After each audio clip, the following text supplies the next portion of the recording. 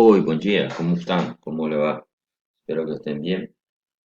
De nuestras últimas aulas de este periodo del mes de junio, ¿verdad? Y vamos a estar hablando sobre varices esofágicas, ¿verdad?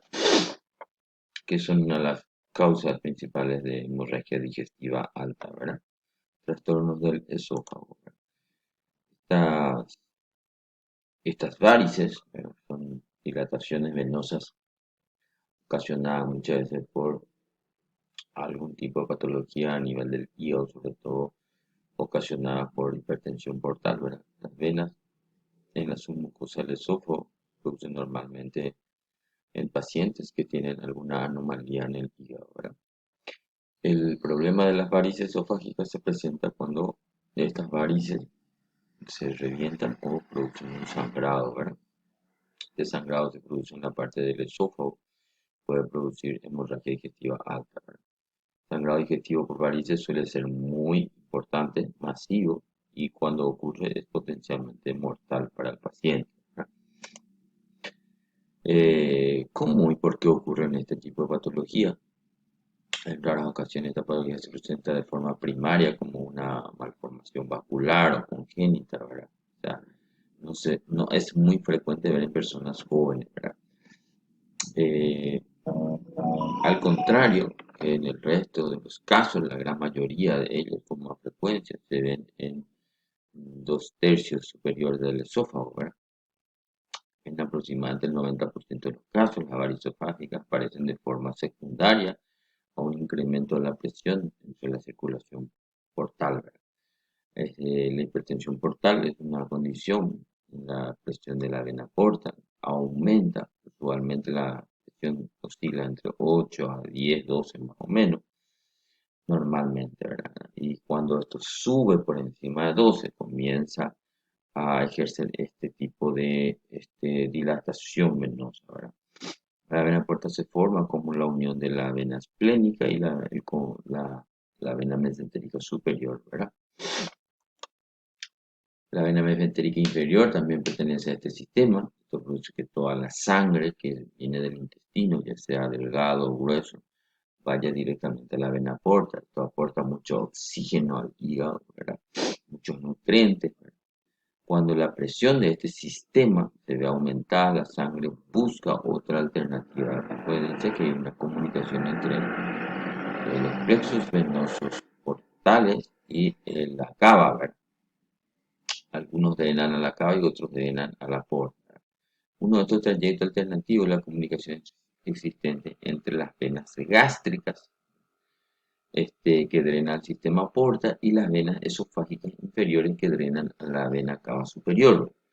Y ahí hay una anastomosis entre las gástricas y las esofágicas, ¿verdad? Al verse con mucha presión, las venas gástricas van a tratar de desembocar a las venas esofágicas y esto produce esa dilatación, ¿verdad?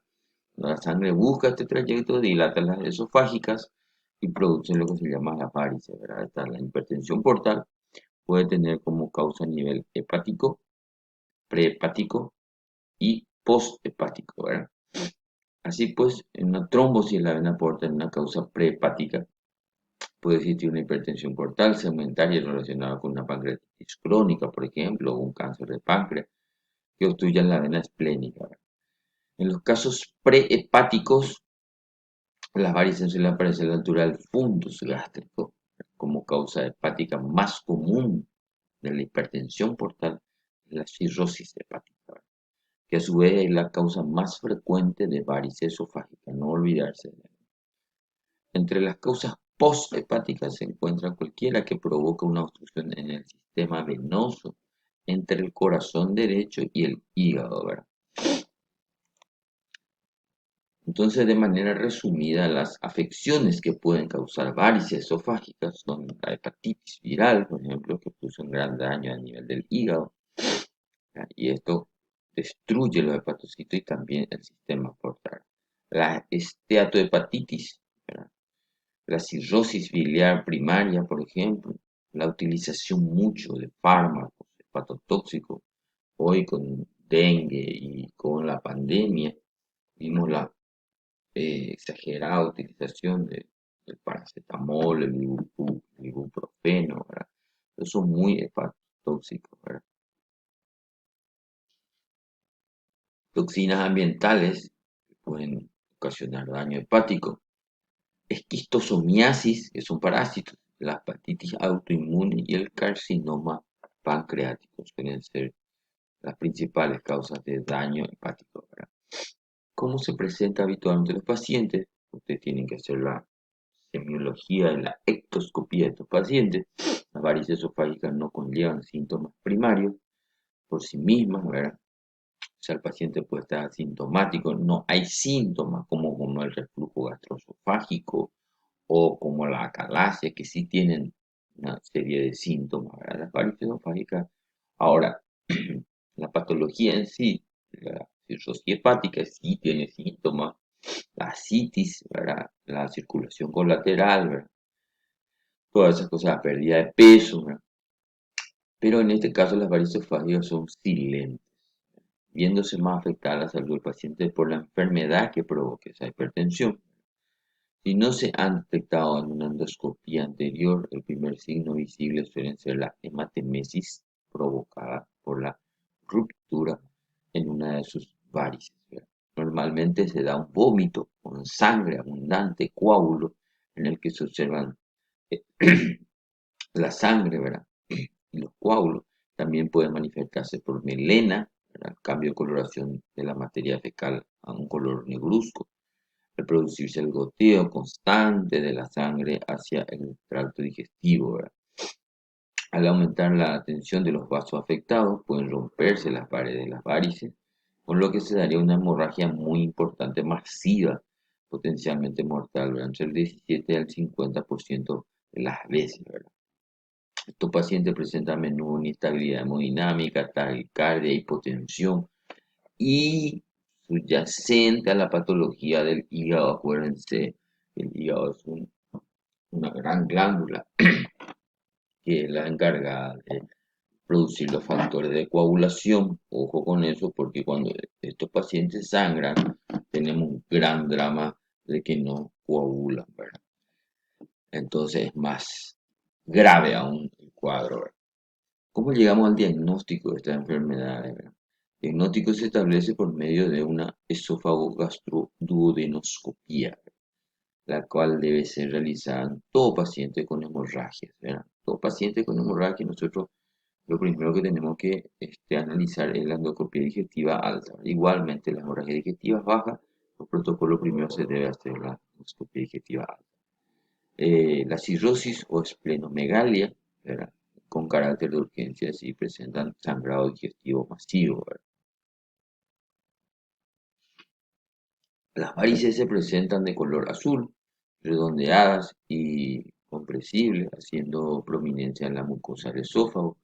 La ventaja de este diagnóstico directo es de poder saber su posición, tamaño y otros signos como manchas rojas brillantes que indiquen inminente sangrado o coágulos de sangre donde haya existido una. Como dijimos, el diagnóstico de esta patología es importante la esófago-gastroduodenoscopia, ¿verdad? La cual debe ser realizada en todo paciente con hemorragia idiopática, cirrosis o esplenomegalia, con carácter de urgencia si presenta un sangrado digestivo masivo, ¿verdad? Las varices se presentan de color azul, redondeadas, compresibles, haciendo prominencia sobre todo en la mucosa del esófago, ¿verdad? La ventaja de este diagnóstico directo es poder saber su posición, tamaño y otros signos como manchas rojas brillantes que indiquen un inminente sangrado o coágulos de sangre donde haya existido hemorragia, ¿verdad? Y se puede observar cómo hay una dilatación y hay protrusión hacia la luz de la mucosa con las varices, ¿verdad? Hay zonas donde hay coágulos sangrados. Todavía se puede hacer un esofagograma con contraste. Se puede ver estas imágenes así, como de pequeños sacos, ¿verdad? Ritualmente todo tiene un parecido con un rosario, que se llama imagen en un rosario, ¿verdad? Ya después, las varices esofágicas, habitualmente el tratamiento es una ligadura de las varices, ¿verdad? Se hace por vía endoscópica. La ligadura. Se observa ulceración alrededor de las bandas endoscópicas. También puede detectarse mediante radiografía aplicando una papilla de Vario, la que vimos en la imagen.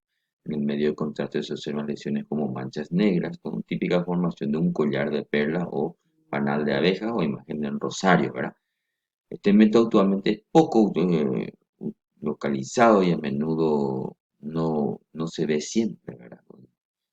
Con la endoscopía y con la econdoscopía hoy día es mucho más fácil y menos complicado al llegar al diagnóstico, ¿verdad?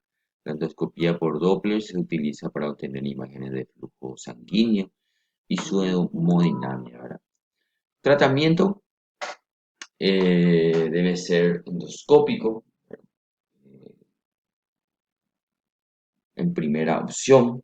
El endoscopista, usualmente un gastroenterólogo, debe detener el sangrado si está activo o detectar el punto de sangrado si este paró y debe aplicar tratamiento endoscópico, ¿verdad?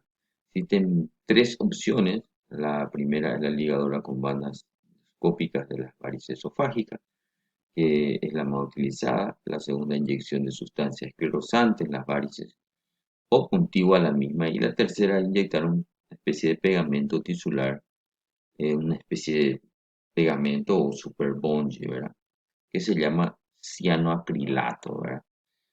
Entre las tres opciones tiene una efectividad similar, pero algunas tienen menos complicaciones, ¿verdad? Para las varices esofágicas se ha visto que la ligadura es el método más simple y con menos complicaciones. Usualmente la única complicación puede ser un estrechamiento, estenosis, fibrosis por la cicatrización que puede ocasionar esa ligadura, ¿verdad? Y la posible aparición de varices secundarias en el estómago, ¿verdad? La inyección de sustancias esclerosantes tiene mayor riesgo de perforación y de infección local. El pegamento tisular es difícil de conseguir y tiene una mayor dificultad técnica de aplicación y el riesgo potencial, aunque raro, de embolias pulmonares, ¿verdad? Este pegamento tisular es muy efectivo cuando el sangrado es por varices situadas en el estómago, ¿verdad? En estas varices las otras modalidades terapéuticas son poco efectivas. Junto con el tratamiento endoscópico se utiliza un tratamiento médico con medicamentos intravenosos que disminuyen el flujo sanguíneo en las varices. Se usan dos tratamientos principalmente en América del Norte, Central y el Sur. Se prefiere usar el octeótrido, mientras que en Europa se prefiere la terlipresina. Ambos son excelentes resultados. Se recomienda mantenerse tratamiento durante 5 días, que es el periodo de mayor riesgo de resangrado. El primero y el tercer día tienen alta chance de resangrado y va a poder ir hasta el quinto día. Todos los pacientes con hepatopatía crónica y sangrado digestivo deben recibir antibióticos de manera preventiva, ¿verdad? Actualmente utilizamos ciprofloxacina y metronidazol, ¿verdad?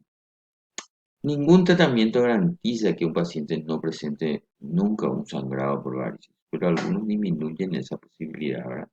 Los betabloqueantes no selectivos como el propanolol, la atenolol, están indicados en todos los pacientes con varices que los toleren, ¿verdad? Por su efecto colateral, ¿verdad? Son medicamentos que fueron diseñados como antihipertensivos, sistémicos, medicamentos para la hipertensión arterial, pero tienen una propiedad de bajar también la presión de la vena porta en algunos pacientes, ¿verdad?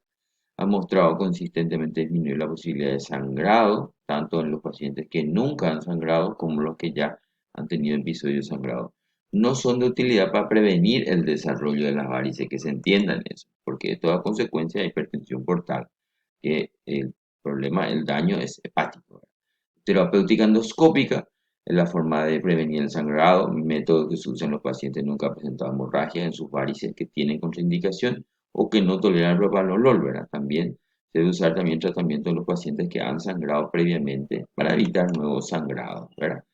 Lo principal es el diagnóstico endoscópico y el tratamiento casi siempre el principal es la ligadura de las varices, ¿verdad? Por un tratamiento con ligadura, con unas bandas elásticas. Eso es lo que más se utiliza. Bueno, espero que le haya sido útil y alguna duda vamos a estar respondiendo por el sistema de Canvas de mensajes. De ya, muchas gracias.